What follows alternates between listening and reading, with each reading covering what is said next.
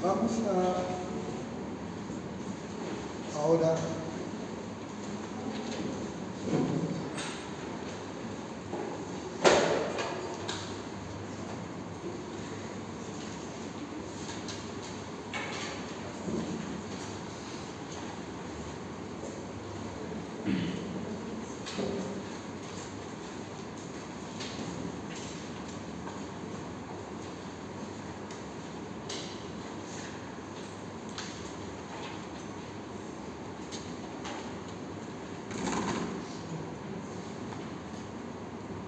cinco puntos.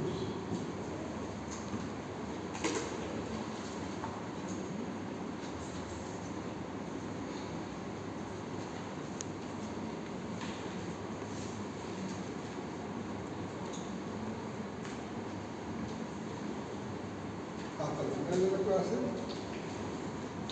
el que quiera responder, 5 puntos sobre la mesa. Hoy vamos a hacer un síndrome que es común a muchas enfermedades.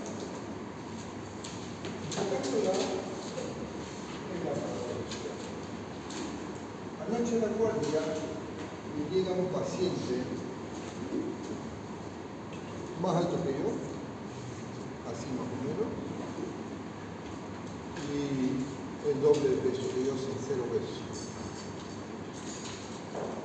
Entra, no sé cómo llegar a entrar, pero entró y en el pasillo de donde están los ventiladores, donde vemos el microscopio, ahí llegó hasta ahí y ahí se sentó. Y me dice, no puedo respirar, no me entra aire. Entonces yo le digo, no, tranquilo, si no tendrá aire no podrías hablar, porque se escuchaba la formación. Lo primero que pensé es que era un cuadro conversivo en la esquina, que entre hasta allá sin que nadie diga, pero seguramente la ligera. Y pronto lo veo cianótico. De los pies, estaba de chinela, estaba descalzo, de chinela, estaba descalzo, un short, cianótico. Como todo el mundo se alentó y en los internos le ponen el oxímetro, no leía. Allá alenté las orejas, en eso llega la mamá. No se habla con el paciente cuando está en broncoinsuficiencia respiratoria porque no puedes agotar su poco aire que tiene para hacer una emergencia. Siempre la regla. Traigan oxígeno, le pongo, la mascarilla no salía, no sale, me decía, entonces agarro, quito la mascarilla y la primera vez que se le quito la boca a 10 litros y me decía, no sale. Le hago escuchar que sí estaba saliendo, pero no sentía. Señora, ¿qué le pasa a su hijo? No lo sé, no vive conmigo y me llamó que no podía respirar. Más complicado que la septicemia. ¿Tiene asma? No. ¿Toma algún remedio? No. ¿Fuma? No. ¿Bebe? No. Bueno, ¿qué puede ser? No había tos. Ajusto, inspectores,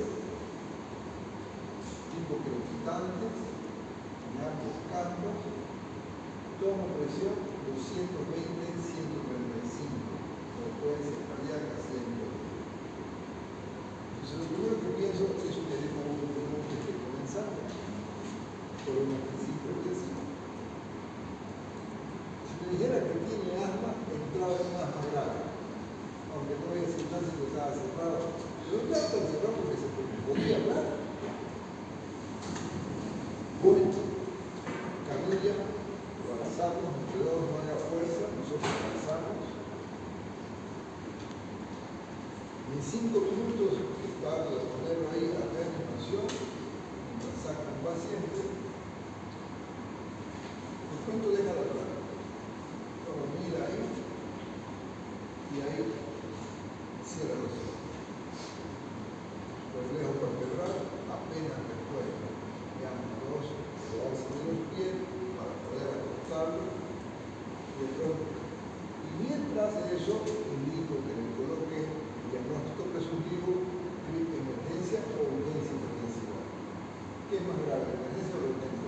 Emergencia. Emergencia hipertensiva, haciendo órgano blanco de falla cardíaca o posible de hemorragia.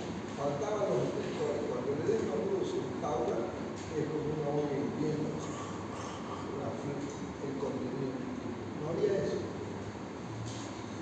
La de calor, una ampolla directo por la emergencia hipertensiva,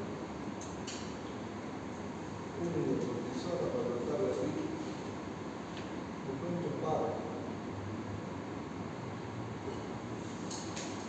intubar a un paciente difícil, masajear, o sea, el ambú se rompió, no aguantaba, estaba tan duro el pecho como eso se preocupaba, no entraba el aire.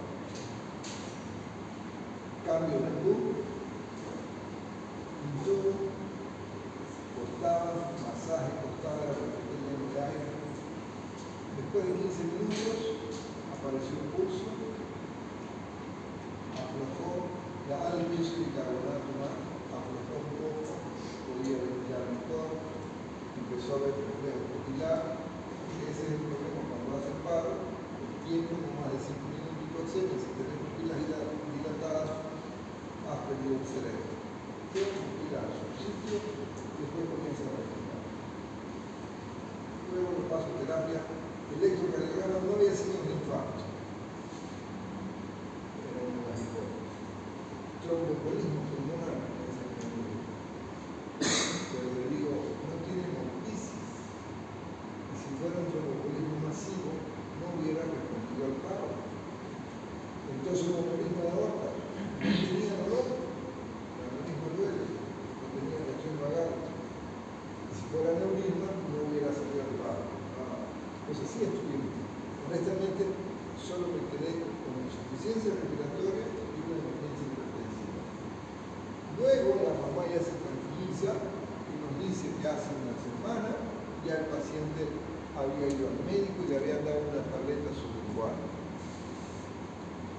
Hoy en la mañana se sintió con molestias en el pecho y fue a la clínica Urbarí y le dieron para hacerse un estudio. 3 de la mañana llamamos a un ecocardiografista, viene y le hace estenosis leve, eyección 50, o sea, no había fallo de bomba, era una crisis hipertensiva.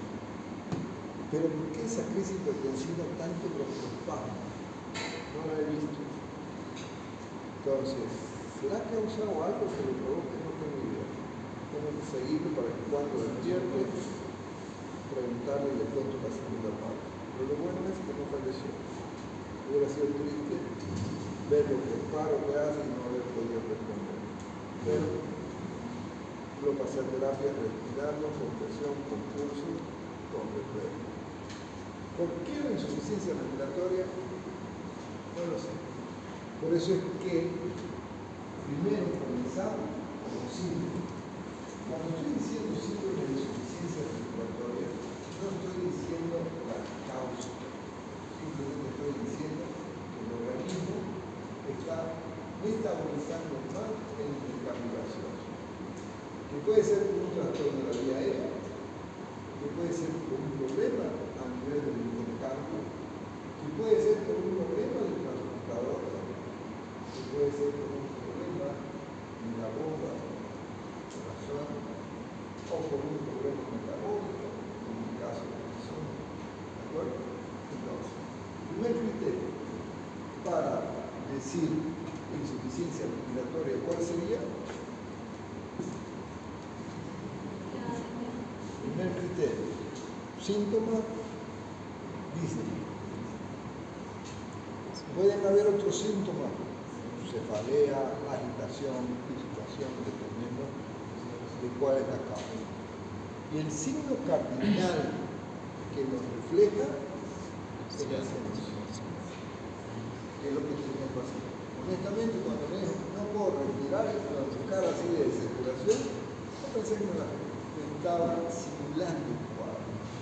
Pero cuando ya miro brazos y piernas, no estaba simulando. Entonces ahí apunto a tu alerta a tratar de ver. Ok. Entonces, para tener claro, buenas noches. Aquí hay espacio adelante, por favor, están dejando este espacio vacío. Véngase a este lado.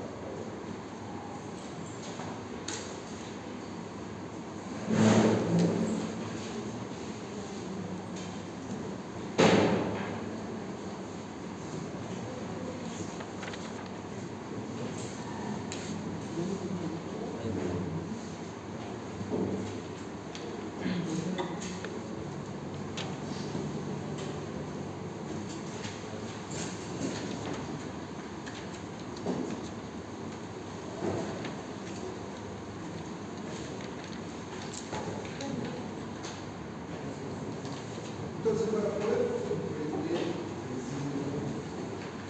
tenemos que atraernos un poco a reconocer lo que repetimos en la fisiología, la función, porque nuestro organismo es netamente aeróbico. Por lo tanto, nuestro sistema celular básicamente es sobre el papel de una parte. Hay que, cuando decimos insuficiencia respiratoria, no necesariamente estamos hablando de que puede ser por un déficit de oxígeno, porque también puedo tener un déficit o una alteración de acúmulo de dióxido de carbono, aunque el oxígeno bien, porque paradójico, vamos a ver que puedo tener una insuficiencia respiratoria pura, con falta de oxígeno, ¿sí? Por lo tanto, para poder entender la fisiopatología, que la obtengo a través del reconocimiento de la manifestación clínica, es decir, el síntoma nacional de la insuficiencia respiratoria de la disnea. Hay otro, pero el principal no hay pregunta del examen. ¿Puede estar ausente la disnea en la insuficiencia respiratoria? ¿Sí o no? Esa pregunta confundida, una vez más para hacer. ¿Sí o no? Piensen. Síntoma cardinal, disnea. Pero es cuando el paciente está consciente. Si la insuficiencia respiratoria es tan severa y altera el estado mental, ¿cómo va a poder decir el paciente que me falta algo? ¿Me comprende? Cuando el cuadro ya es muy severo, con la alteración de la conciencia, ya el paciente no puede decirte qué le está pasando. Ya solamente puede ver un paciente con casco. Recuerden que les decía que lo cardinal también es la disnea. Pero cuando vence, puedes notar los pacientes. Respiración del escape. Ya. Y hasta el límite de hacer una parada. Entonces no hay dos más dos. Cuando el paciente puede expresarse, puede decir que me falta algo. ¿Ok? Hay muchas situaciones en las cuales el paciente puede no tener la posibilidad, por ejemplo, que haga un accidente cerebrovascular, yo quite la primera fase, no puede decir que se contenga, pero sí puede encontrar una situación más difícil. Para tratar de comprender la fisiopatología, es importante que recordemos los mecanismos de comunicación que tiene el organismo para tratar de mejorar esa falla. Por ejemplo, la pulmonía, por ejemplo, el cortocircuito, a ver, y esto todo se debe a que tenemos factores que están detectando tanto intrapulmonares como hemos visto cuando tenemos fisiología.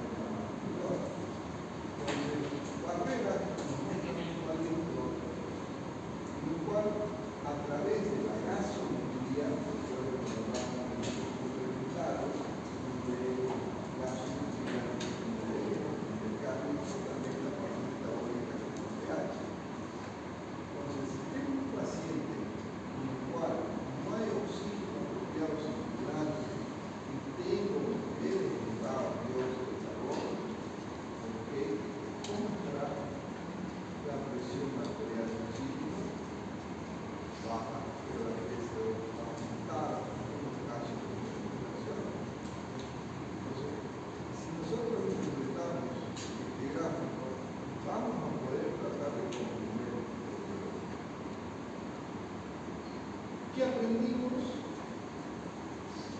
en fisiología? Las anteriores años nos preguntaba, ¿cuál es el volumen respiratorio máximo? Oye, no me pudieron responder que el volumen residual de la son máximos para probar los resultados. No hubiera igual. Entonces, la ventilación alveolar, otro elemento que tenemos que recordar es el volumen minuto. Es decir, que el volumen vital una corriente lo multiplico por la frecuencia respiratoria para tener los valores que serían aproximadamente 406 litros por medio. Y esta ventilación alveolar, básicamente, cualquier trastorno de obstrucción, compuesto renal, por edema, por espasmo, nos va a dar la saturación. No es lo mismo, por ejemplo, una neumonía. Entonces, ¿por qué es importante reconocerlo? Porque cuando hay un paciente de esta característica, va a responder fácilmente a la administración de oxígeno. No hay lesiones musculares. Entonces, damos oxígeno, que fue lo que empecé anoche a dar a los pacientes para tratar. Y existen otras causas, por ejemplo, sin ser enfermedad, alguien que tome medicamentos depresores del sistema respiratorio y siempre recuerden las obstrucciones en las cuales tenemos que hacer la maniobra. Vimos cuando hablábamos de neumonía, cuando hablábamos de neumonismo, que uno de los mecanismos de compensación son los cortocircuitos. Y estos cortocircuitos los vamos a detectar a través de la relación de ventilación-perfusión. Es decir, el paciente hay mayor ventilación, menos perfusión, o hay menos ventilación y más perfusión. Por ejemplo, en un proceso inmunológico hay ciertas áreas que están comprometidas y no permite el intercambio gaseoso a nivel del alveolo, pero el sistema circulatorio está bien. Entonces, nuestros receptores detectan que hacen módulos cardíaco y distribuyen una mayor cantidad de sangre por la zona que está sana para tratar de compensar. Entonces hay que tener una relación alterada, menor el volumen de oxígeno y mayor el volumen de circulación. Y a la inversa, muchos microorganismos pulmonares, por ejemplo, tienen la perfusión adecuada, pero se tienen los volúmenes de aire apropiados. Entonces, esos elementos, esas variables, son las que tenemos que tratar de reconocer para que, entendiendo la fisiopatología, voy a poder hacer el tratamiento oportuno. Porque si tenés la vía aérea obstruida, ¿de qué le va a servir que trates de meterle oxígeno si está obstruido? No va a pasar. ¿Se recuerdan el caso del joven que llegó de la zona de los valles, estuvo 10 días en terapia, hasta el último día se dio cuenta que tenía un cuerpo inflamado? Pusieron ventilador, pusieron todo y lugar no mejoraba. Porque mientras esté obstruido no lo pasa. ¿Sí? De ahí que, conociendo estos elementos, estas manifestaciones, puedo entender, puedo diferenciar lo que es una hipoxemia tisular o urgente. Por ejemplo, cuando existe una trombosis arterial, distal, ¿existe hipoxemia o hipoxia tisular en la zona comprometida? El organismo está bien, pero lo que está obstruido hay que perderlo. ¿Sí? Entonces, esos términos, si ustedes comprenden la lectura de las manifestaciones, puede ser más fácil que otra. Pero no hay dos más dos. Les di el ejemplo de esta madrugada. Detecté que había hipoxemia. Pero, ¿por qué? Y aquí, cuando hacemos, vamos a ver dónde está este caso que vimos anoche, esta madrugada, a cuál de las alteraciones lo podemos hacer. Porque no hay duda que estaba en insuficiencia renal. El conflicto está pasar de síndrome a enfermedad. Es decir, ¿cuál es la diferencia entre síndrome y enfermedad? En la enfermedad se conoce la causa o la etiología. En el síndrome no. Veamos. Vemos AMA, vimos obstrucción. Ahí, ¿qué está pasando? No hay ventilación, no hay ingreso de agua. Entonces, ¿cuál es el proceso más fácil de diagnosticar en una insuficiencia respiratoria por obstrucción?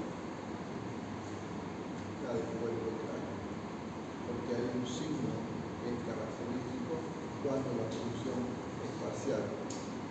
¿Cómo se llama ese signo? Estridor. Obstruido el sueño, pero si la obstrucción es completa, no hay. Entonces, en estos casos, también debo ser oportuno ante el diagnóstico, y ahí no doy receta. Ahí, si conozco, realizo la maniobra de Heimlich. ¿La conocen la maniobra de Heimlich? Sí. ¿No? Ojalá que nunca se olviden, porque hace un tiempo en una churrasqueada en guardia, era puro médico, un colega con unos alcoholes de por medio, comiendo y hablando, de pronto se obstruye y se murió. Entre medio, nadie se acordó de hacer la maniobra apropiadamente y lamentablemente fue sobrevivido. Ahora, en cambio, cuando el problema ya no es a nivel de la vía, es a nivel del parénquima, por ejemplo, en la pulmonía, que va a depender del tamaño de la condensación, porque recuerden que las atípicas, el área comprometida no era tan importante para la manifestación inflamatoria desencadenada. En otros casos tenemos una gran neumonía, pero tenemos que la ayuda a compensar. O en los casos de las neumonías por biliar, está todo comprometido, pero lo que más hemos visto y que preocupaba últimamente con el COVID era el síndrome de estrés respiratorio, que no necesariamente puede ser por COVID, también un trauma en el virus. Cuando hablamos de neumonía, vimos estrés respiratorio, ¿cierto? Okay. Hay otras que son un poquito complicadas, por ejemplo, cuando es el intersticio o cuando es una fibrosis. Por ejemplo, no hay mucho que hacer en el tratamiento, la comprendo, la conservatología, fumador, etc. Y cuando hablamos de problemas vasculares, la última clase hablamos de qué, pero también podemos tener una complicación durante el embarazo, en embolia por líquido, o en embolismo aéreo, por ejemplo, cuando una persona está en una desnudación. ¿Qué pasa en los traumas? ¿Por qué un paciente con múltiples fracturas costales va a tener insuficiencia respiratoria?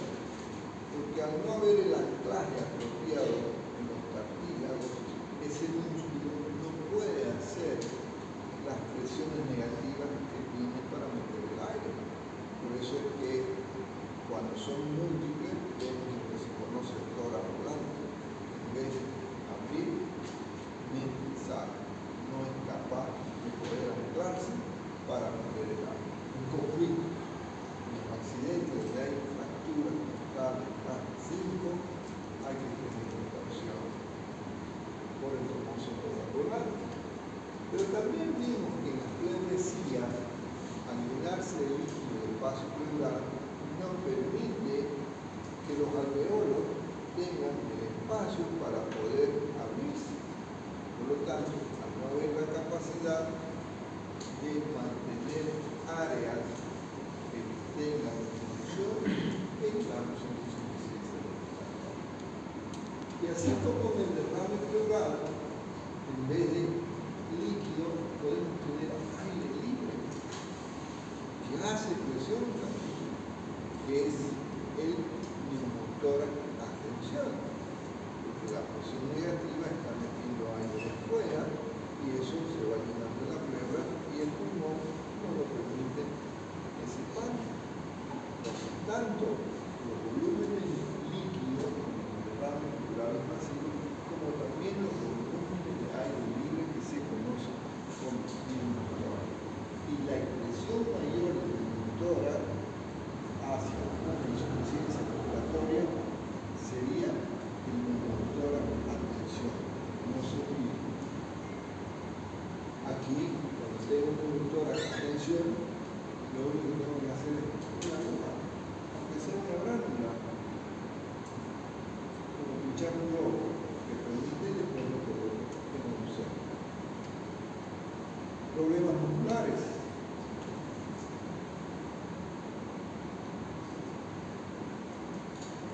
¿Cuál es el animal dentro del mundo animal más pequeño que provoca insuficiencia respiratoria, especialmente en México?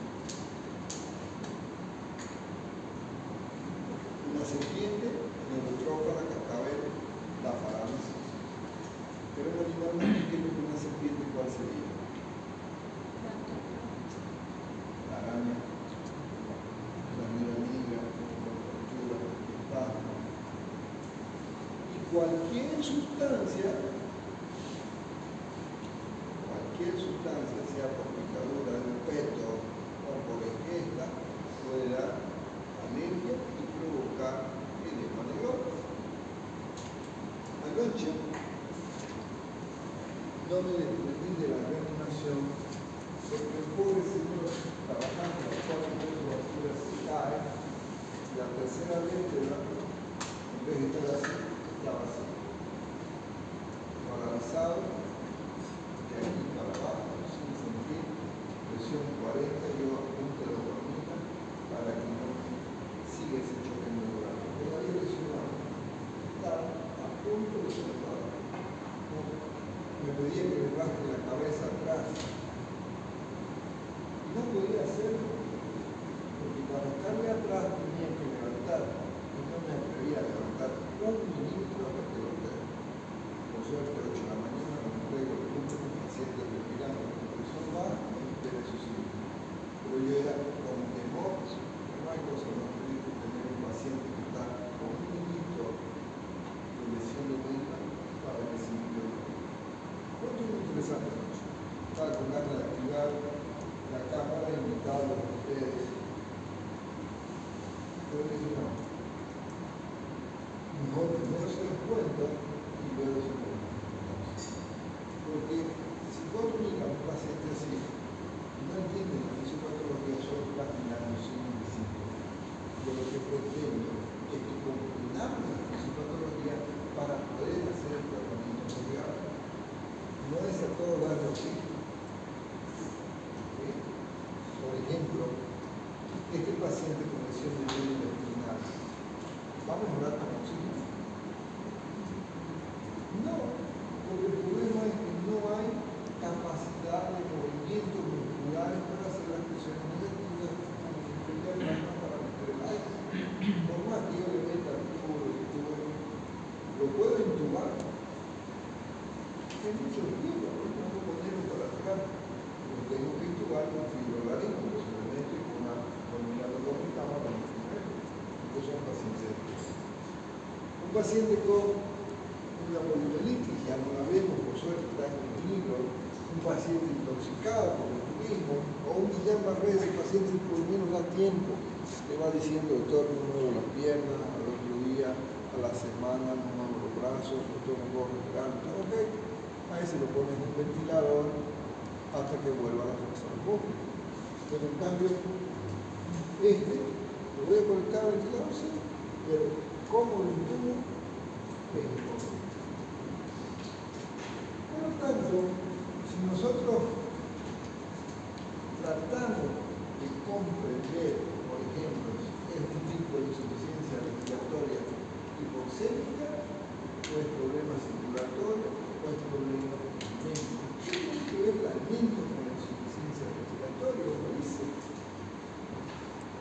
Claro, si no hay un transportador, de nada sirve que haya moléculas de oxígeno disponibles si no va a haber quien lo lleve. Por eso es que el paciente con hemorragia hace cianosis o no hace cianosis. No hay sangre. La cianosis es la falta de oxígeno en el glóbulo rojo. Si no tienes glóbulo rojo, ¿cómo vas a ver cianosis? Solo ves palidez. Para que haya cianosis tenemos que tener glóbulo rojo, no oxígeno. Entonces, cuidado que el paciente lo veo disneico, pero no lo veo cianótico, entonces no está en insuficiencia respiratoria. ¿Cuál está pálido? Claro. Y a veces la sangre no la ves. Bonito es cuando está con hemotisis, cuando tenemos una herida, pero esas hemorragias internas, de pronto comienza a ver, pero tú me falta algo, yo estoy mareado. Entonces debemos tratar con tendencia de psicología para poder tener un tratamiento exitoso. ¿Sí? ¿Cómo clasificamos eso? Hay múltiples clasificaciones. Una puede ser por el tiempo. Cuando son por el tiempo son ángulos crónicos. ¿Sí? ¿Recuerdan que hablábamos de esto? Hablábamos de fibrosis pulmonar. El electro va lento, ¿no? Uno se cansa para subir el piso hasta que llega un momento que hasta levantar la cuchara necesita oxígeno. Entonces, tratando de reconocer, el paciente anoche era agudo o era crónico. Agudo. Minutos. ¿Podría haber sido un asma?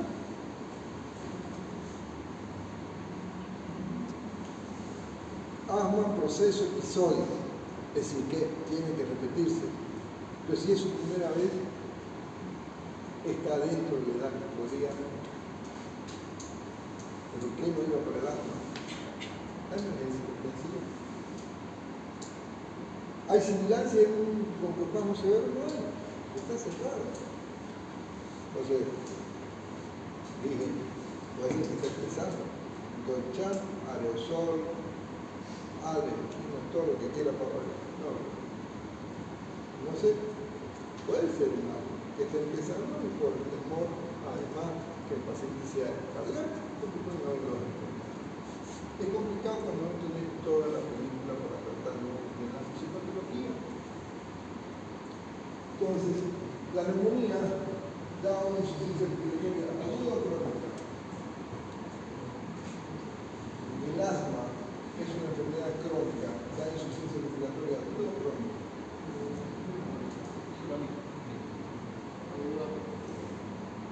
La enfermedad es crónica, 2-3 veces al año me viene desde hace años, pero no siempre está en insuficiencia respiratoria. Es agudo cuando hace su broncoespasmo, cuando hace su cuadro de crisis. Por eso que tenemos crisis asmática. La gente está bien y de pronto, se decide. Pero no es que todo el año. Ahora, en las etapas avanzadas, sí puede llevar, no es un montón. Tenemos la crisis, que no es lo mismo que un médico operado. Y en general, la insuficiencia respiratoria crónica, obvio que ya hay un problema pulmonar que se está explorando, que hay que aumentar. Fibrosis, constristasia, eco, hipertensión, neumotoxinosis, psicosis, Pasteur, etc. Entonces, nosotros, para tratar de ver por qué es importante el agudo crónico, cambio mi tratamiento, cambio el pronóstico, dependiendo de la causa, sobre la neumonía, con antibióticos, con la corrupción, simplemente, etc. De ahí la importancia. ¿Cuáles son las manifestaciones clínicas? Aquí tengo que recordarme cuáles son las manifestaciones de la neumonía, cuáles son las manifestaciones del asma, cuáles son las manifestaciones del eco, cuáles son las manifestaciones de todas las patologías que presentan complicaciones. Pero el común denominador de la insuficiencia respiratoria no hace bien. Entonces, ahí ya no pienso, por ejemplo, la triada clásica, me da lo mismo si hay o no. Porque aquí lo que tengo que tratar de ver es alteración de intercambio. ¿No entra oxígeno o no sale CO2? ¿Cuál es el problema? O los dos, ni entra ni sale. Por ejemplo, cuando la membrana está alterada en el síndrome de estrés, en el COVID, está fibrosada, ni entra ni sale. De ahí la importancia para ver el equilibrio terapéutico. Entonces, ¿cómo estaría un paciente que le falta oxígeno? Va a depender de cómo es la tolerancia. Los pacientes agudos por la noche desesperados, así desesperados, que hoy se tiró al suelo. Crónico lo va tolerando, va compensando cuando llega. Y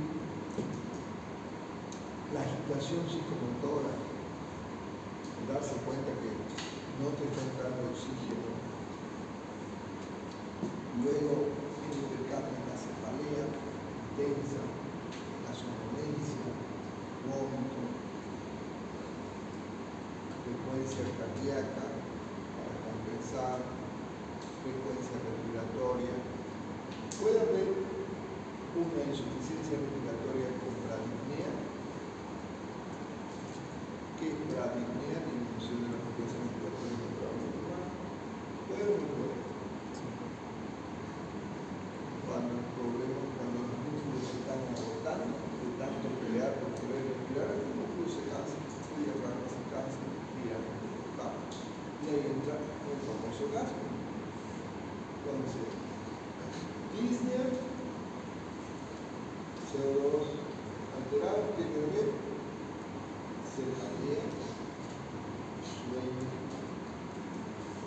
confusión, ambos, tanto el oxígeno bajo como el CO2, delirio, ambos puede dar.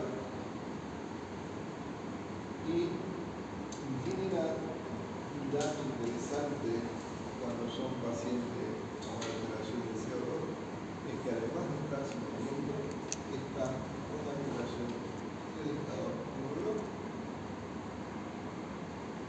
Y los signos que vamos a encontrar, además, tanto en la clínica como en la hipercambio, hay que estar a ver siempre la conciencia. El concéntrico se va a desmayar, el hipercámbico se va a dormir. Tengo que diferenciar. Y hay un dato, un signo, que nos orienta para determinar la afección crónica. ¿Cuál es?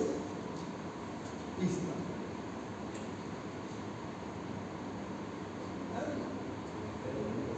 Siempre miramos los dedos del paciente. Cuando estoy hablando qué le pasa, estoy mirando porque si encontramos alteración distal de los palillos tambor o algopaquia, perfusión crónica maligna. Entonces eso es fácil. Bueno, ayuda. Otro síntoma que te ayuda cuando estás viendo cuál es: respiradores azules, respiradores rosados. ¿Se recuerdan cuando hablamos de somnolencia? ¿Por qué hace el paciente válvulas pulmonares? Para notar el PIB. ¿Qué era el PIB? La presión positiva al final de la expiración. Entonces, él, en su afán de mejorar, piensa que mientras más lo tiene el oxígeno adentro, más va a disminuir y de alguna manera funciona. En algunos casos, en otros no. Como respuesta a esa liberación de catecolamina por el miedo a morirse, tienen efectos también morales, simpáticos y parasimpáticos. Taquicardia, hipertensión, luego hipotensión. Y que en ocasiones, cuando hay un cuadro de insuficiencia respiratoria y la línea está presente, hay diferentes escalas. Hay una, por ejemplo, del Consejo de Investigación Médica, pero tenemos otro de la AHA, que es la Association de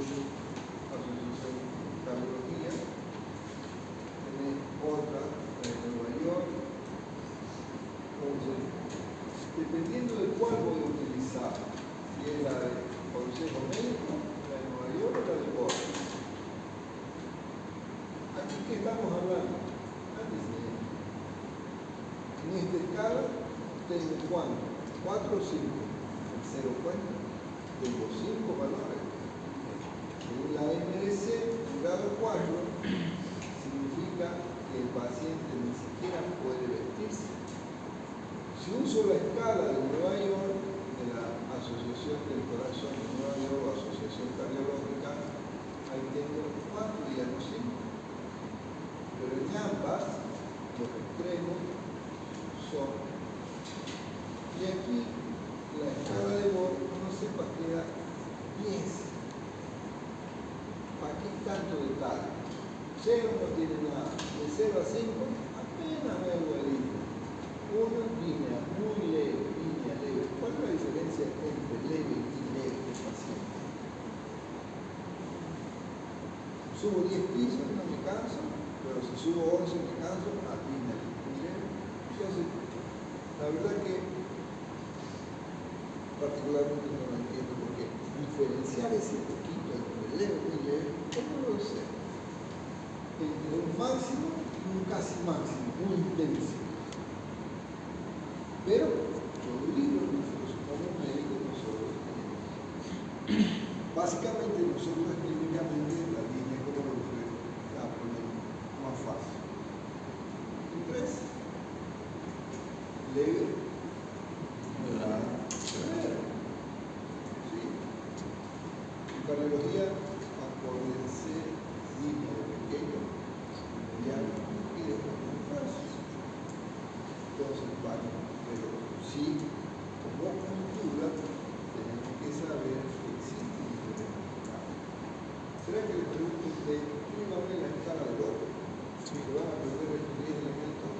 Sí. Yo sé que sí, pero ¿tiene valor como para que después de un examen? No, porque lo que busco con la pregunta es que la pregunta tenga utilidad en su ejercicio profesional. Ahora, si quiero ser hablando de ok, mencione las 3 escalas, solo es el examen. ¿Qué le pasa? A ver, venga. Si usted me gana, usted es bueno. Si yo le gano, este va a ser el examen. Con coma, las 3 del juego. A la 1, a las 2, a las 3, no estoy embarazada. ¿Qué le dan a comer? Ya, a las 3.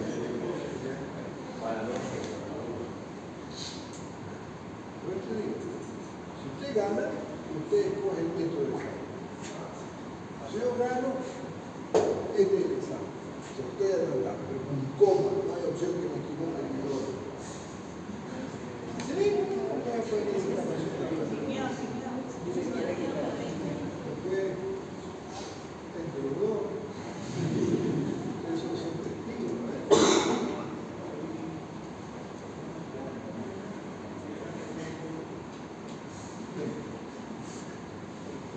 No le vayas.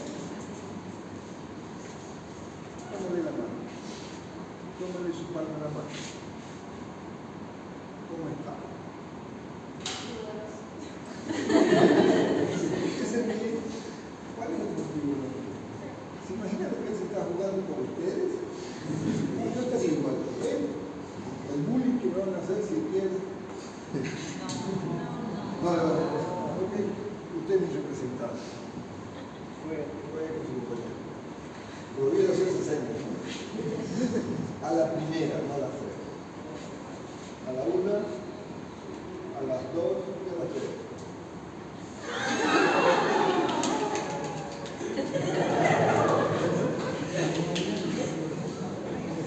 ¿Okay? Ya saben cuál es la pregunta del examen. Ya sabía. ¿Eso va a ser el examen? Ese es el examen. Solo eso. Con punto y coma a las 3. No quiero, no hay medio embarazada. Le pelaste una, todo el examen está mal. Estamos jugando. Todo el examen, 3 líneas. Ok, volvamos al cuadro. Entonces, vamos haciendo el análisis, vamos examinando de las causas, voy encontrando más manifestaciones. ¿Sí?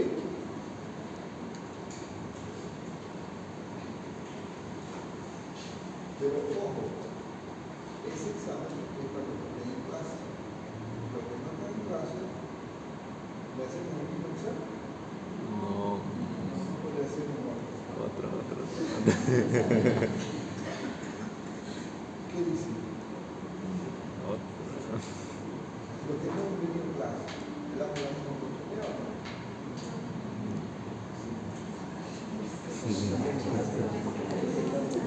Está interesante este debate. Levanten las manos los que apoyan que sea el mismo examen aunque no esté en la clase. ¿Qué solidarios que son? Pero no vienen. Pero habrá tenido su motivo. No porque no le interesa la clase. Si no le interesara, no se hubiera escrito. Y no vendría el examen. Sí. Nunca pierdan el humanismo. Siempre piensen que el que no está no es porque no quiera. ¿Sí? No nos convirtamos en jueces a no ser que esa sea nuestra profesión. Siempre den oportunidad. Siempre apoyen. ¿Sí? Es una recomendación, pero ahora de nada sirve mi recomendación porque ustedes me les digo que no. ¿Ok? 2, 4, 6, 8, 10, 12, 14, 16, 17, 19, 20,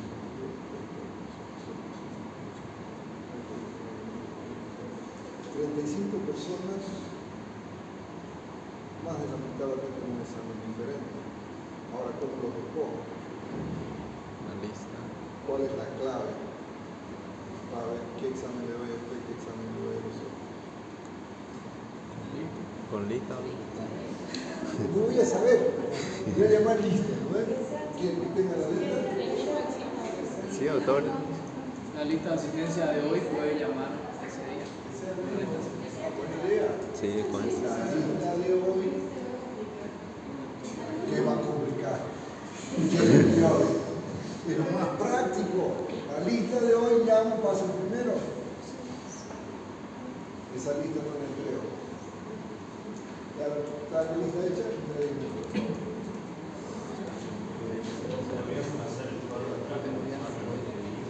Un poco más fuerte, por favor. Hacer este cuadro en la parte de atrás del examen y lo demás lo dejamos en blanco.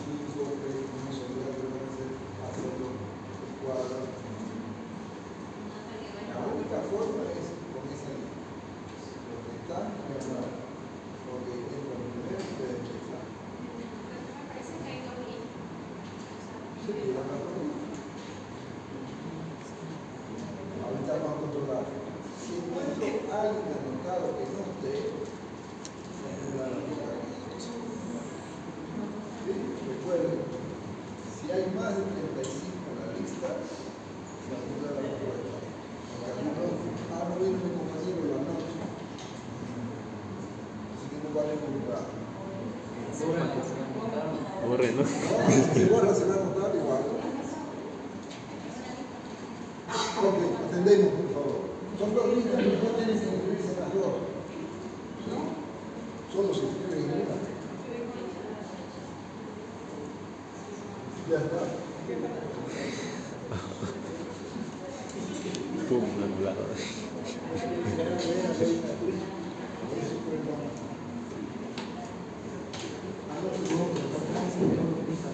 ¿Ah? En una sola. ¿Por qué se llevan las dos? Gracias.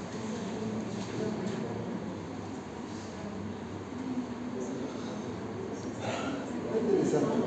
Es que esos dos colegios que se han sacado una foto muy buena.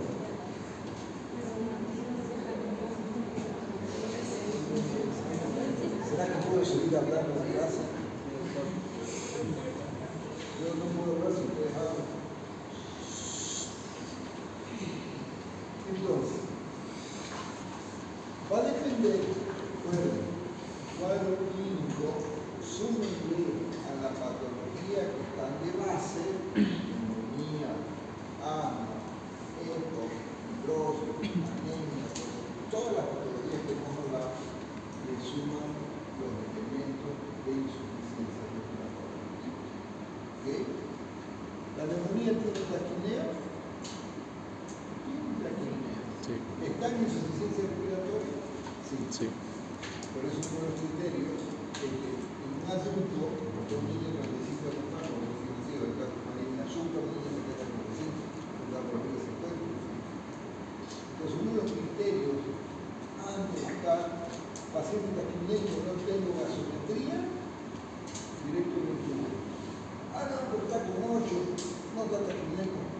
Oye, está con 8 porque ya se agotó. Este músculo no está preparado para ataque. ¿Sí? Entonces tomen en cuenta. Un músculo que está funcionando, ok, tiene capacidad de responderse.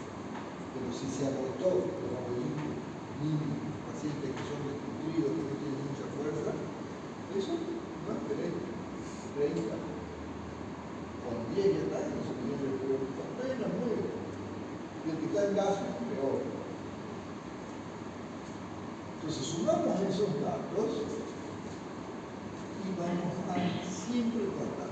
Y en este cuadrito que es interesante, nos orienta un poquito hacia tratar de entender su situación. Por ejemplo, si mi respiración tiene un predominio de la inspiración, en la inspiración, por ejemplo, tornaje. ¿Cuál es el tornaje?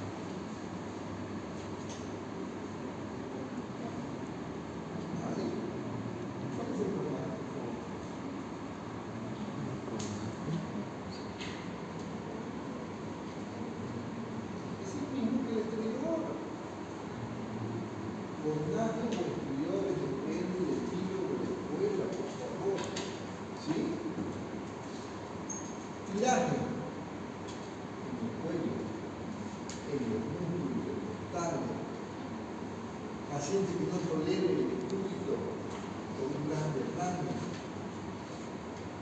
paciente que no tiene nada en los pulmones, en el músculo vesicular conservado pero con problemas respiratorios, ¿qué significa obstrucción de vía aérea superior? Y siempre se anuncia. Si el problema es respiratorio, puede haber tornaje. No siempre, pero modelos más en medicina. ¿Puede haber tiraje? Puede haber. ¿Puede haber autonomía? Puede haber. Estertores secos. ¿Qué significa estertores secos? Se recuerdan que cuando hablamos de broncoespasmo, la sibilancia del tratamiento respiratorio. Una sibilancia, ¿qué tipo de estertor es? Seco o húmedo. Seco. Los secos son broncosibilancia. Los húmedos, trépido, de pequeña, mediana. Por eso cuando uno tiene estertores, no estoy diciendo que chicha ni nada. Tengo que diferenciar qué tipo de estertor tiene el cual me va a orientar a pensar a un broncoespasmo o a lo mejor el proceso de condensación. Entonces, si tratamos de reconocer los movimientos, el momento de la respiración, vamos a tratar de por lo menos tomar en cuenta cuáles son los posibles causas. Este cuadrito lo tienen en su libro de Barrera. Aquí no lo voy a leer por libro, simplemente les muestro y en donde va a clasificarse las posibles causas que tienen. Es un resumen de todo lo que hemos hablado. Y esta clasificación de Barrera siempre la pongo porque me gusta, porque es bastante práctica. Paciente de insuficiencia respiratoria. Okay, veo 2 caminos o 4 caminos. ¿Cuántos tiene que ver? 4 caminos. El primero es el tiempo. ¿Es agudo o es crónico? Una vez que defino eso, de ahí busco otros 2 caminos. ¿Es un hipercambio o es sin hipercambio?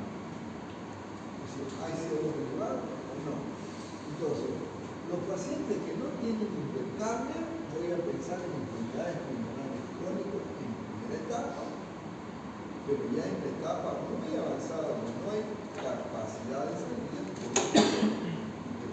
Entonces, esto, enfermedades pulmonares agudas pueden ser localizadas por difusión. En cambio, el que tiene hipercámbica puede tener que ver ¿El pulmón es sano o el pulmón es enfermo? Si el pulmón es enfermo, pensamiento en una realización. Si el pulmón es sano, pensaré en medicamentos, obstrucciones, etc.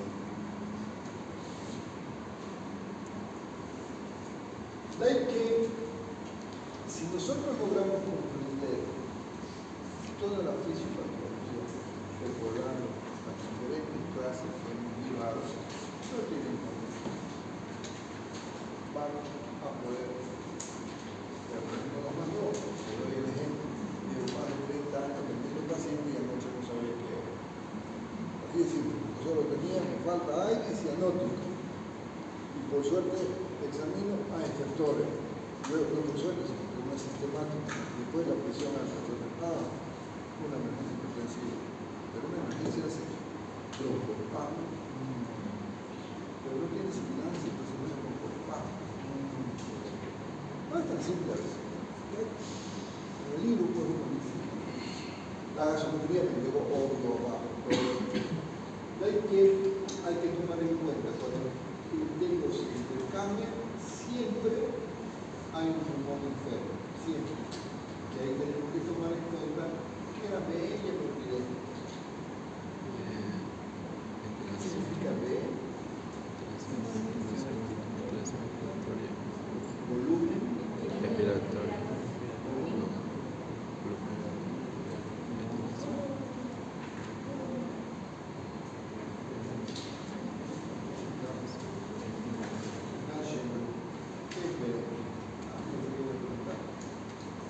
¿Qué hacemos para confirmar?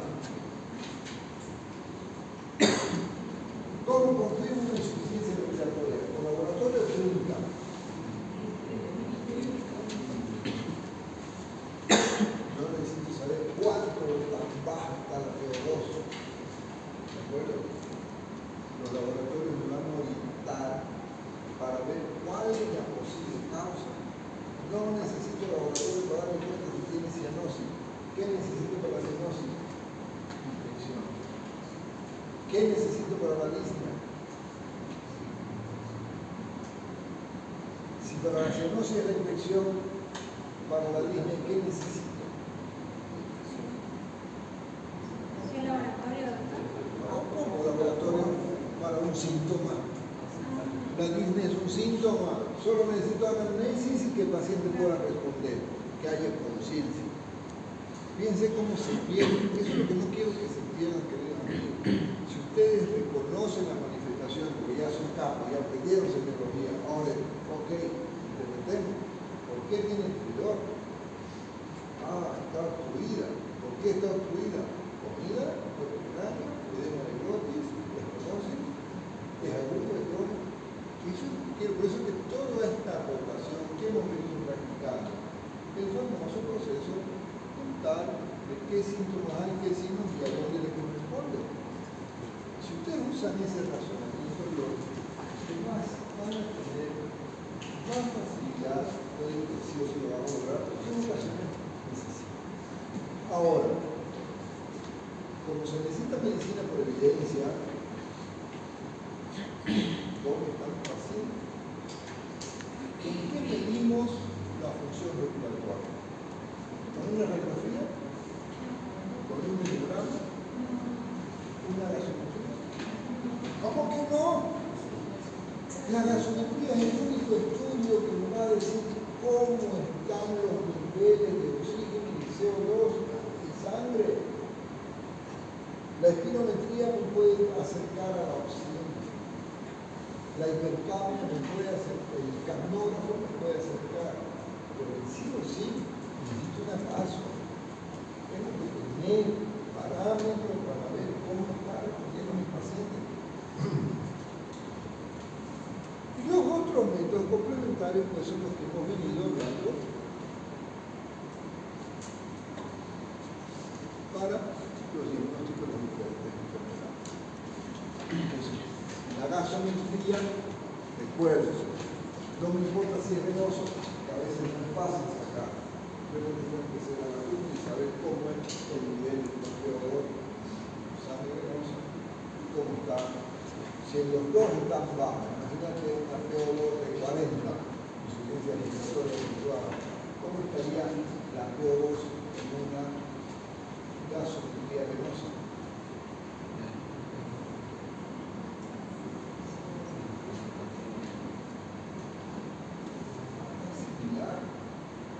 presión de oxígeno en sangre arterial.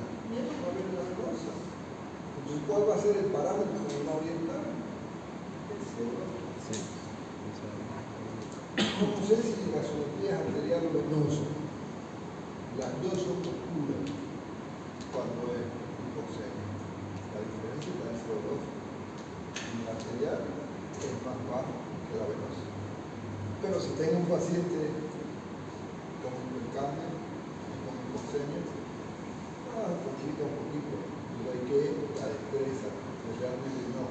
Yo estoy seguro que la saqué porque funcioné en la arteria.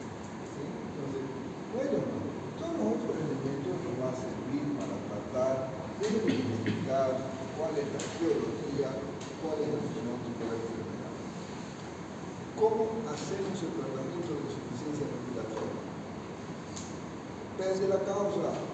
Un cuerpo extraño, ¿lo voy a intubar? Va a pasar el caso clínico que estudiamos. 10 días por el muchacho. O sea, hay que importancia de conocer para poder hacer qué bueno. Pero sí o sí doy apoyo ventilatorio. Es decir, que todo paciente con disnea, con cianosis, con taquipnea, sí o sí le doy oxígeno. ¿Cómo se le doy el oxígeno? ¿Con bigotera o con mascarilla? Cuando la insuficiencia respiratoria es leve, con bigotera puede servir. Si la insuficiencia respiratoria es moderada, severa, por favor, es con mascarilla. Se ve si tienen menores concentraciones de FiO2. Pero cuando usen mascarilla, tomen en cuenta si van a usar reservorio o no. El reservorio es la bolsa que retiene CO2, entonces van a meter más CO2, no como cuando hay hipercambio. Ahora, si con esa medida no estoy logrando que mejore, en este caso es la ventilación mecánica asistida. Y la ventilación mecánica asistida tiene dos opciones. Si el paciente está consciente y que colabore, BPI, no invasivo, es decir, le pones una mascarilla cerrada herméticamente, que son máscaras, son molestas, porque está apretando, es incómodo, pero tenés la ventaja que no lo intubas. Yo recuerdo que explicaba el caso que tuve, que estaba siendo intubado, no lo intubaba. Pero si el paciente no colabora por su estado general, ok, se da algo, fentanil, diazona, o lo que quieras relajante, lo intubas y a ventilador. Pero no se olvide que en los casos severos de asma, la insuficiencia respiratoria no es muy fácil de tratar, por más que el intubo está cerrado. Entonces la causa va a depender de cómo quede. ¿Sí? Entonces, algunos libros dicen que con mascarilla puedo llegar hasta más de 60, hay otros que dicen no llegar más de 48. ¿Qué cantidad de aire respiramos? Ambiente, 21%. Mascarilla, puedo subir. Hay gente que dice que sube 80, bueno, será con la mascarilla positiva, pero la corriente, la venta, con su poquito, no creo. Pero hay artículos que no se ponen de acuerdo. Entonces, recuerden, si el paciente leve, bigoterita, aguanta. Moderado, severo, mascarilla. Severo, ya no mascarilla. Ventilación mecánica. Con dos opciones. No invasiva, que es mascarilla a presión, o invasiva, que es la intubación nasoorotraqueal. Y en la ventilación, por favor, tomen en cuenta que existen todavía dos opciones de métodos de ventilación asistida. La máquina tiene opciones de darte por presión. ¿Cuándo voy a escoger por presión? Cuando tengo pulmones rígidos, cuando hay pulmones fibrosos, cuando hay demasiado ocupado, no lo digo por pulmón de volumen, lo digo por modo de presión. Y dando volumen de presión, hay 3 o 4 opciones de modo. Asisto controlada, Es decir, que lo relajo al paciente, yo decido cuánto va a recibir, luego tengo la sincrónica intermitente, es decir, que le da lo que le falta, y luego tienes la CPAP o BIPAP. CPAP, C continuo, positive pressure iron, es decir, que le está dando de manera positiva, pero el paciente no quiere consumir. Estos dos últimos son para detectar. Cuando el paciente no pide a ventilador, no tolera esta mascarilla a presión, hay estas opciones de la FAN. Con el tema de COVID, entonces, este concepto de la mascarilla con reservorio, por favor, cuando hay percance, no vamos a usar. ¿Sí? Entonces, para intubar cualquiera, no lo haga en su casa, no lo haga en un centro, tiene que tener un lugar donde tenga aspirador, y eso no lo practicar con una letal en la noche de gobierno. Entonces, hemos visto una práctica, poner los ventiladores, y aquí hay que tener precaución en los ventiladores. Si el pulmón es enfermo, el volumen tidal, el volumen corriente que voy a calcular, va a ser 6.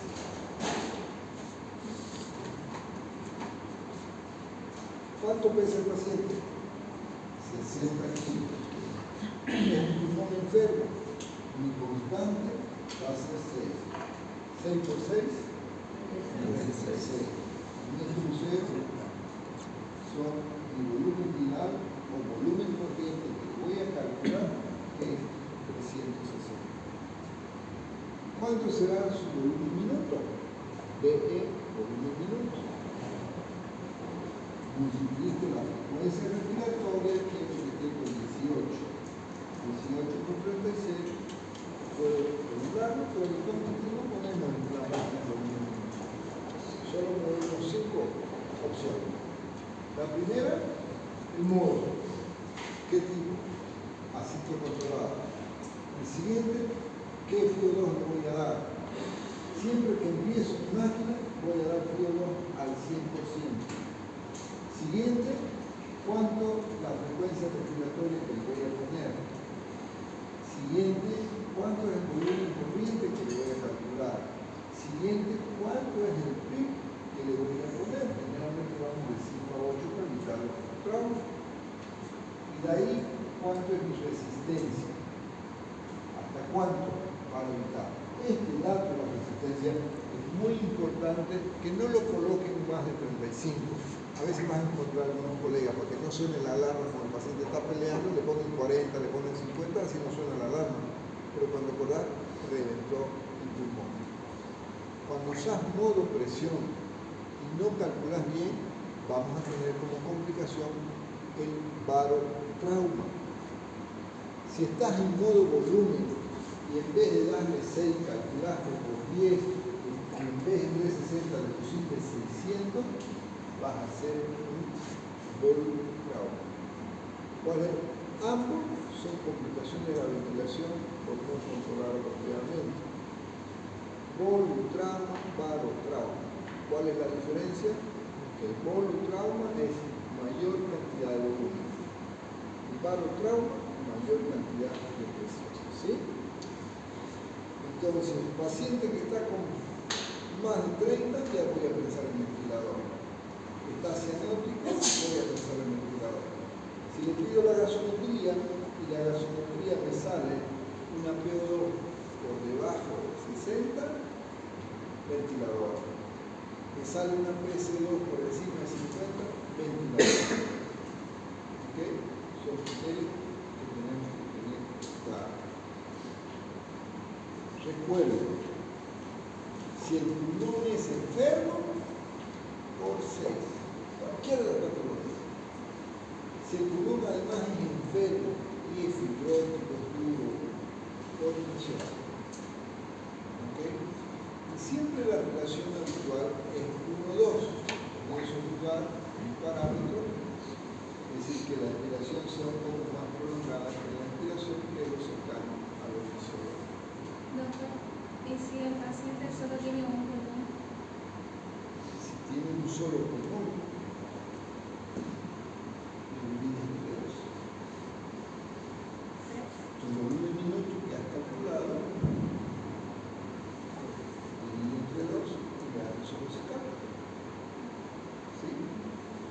caso no utilizado, sí, entonces. Y pulmón sano, por ejemplo, tenemos un paciente que fue movido por una serpiente cascabel y está con parálisis de los músculos. ¿Cuánto es el volumen corriente que le voy a poner? 6 o 10. 10 porque su pulmón está sano, por lo menos la parte de comando y fuerza. ¿Sí? Entonces, con esos criterios vamos a tener el negocio. Y el PIB, esto nos ayuda para evitar la atelectasia, el colapso. Normalmente manejamos un PIB de 5, pero cuando el pulmón está malo y vemos que a pesar que estoy con un latido de 100%, no está mejorando su gasometría, entonces aumento mi PIB. 7, 8, más de 10 peligrosos.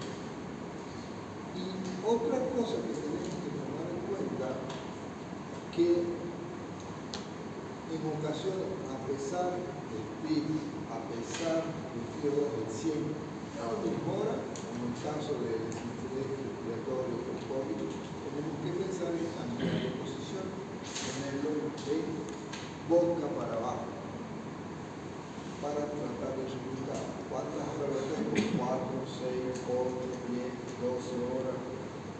Es súper prolongado, bajo la posibilidad, pero no te queda otra, si no se te va el paciente. Las complicaciones de la ventilación, aparte de trauma, una de las cosas más comunes es las infecciones intrahospitalarias. Otro, a largo plazo, la estenosis de tráquea, porque no se olvide que el paciente que está intubado, cada 2 horas tiene que ventilar el caja, el tubo, durante 15 segundos, no lo hace.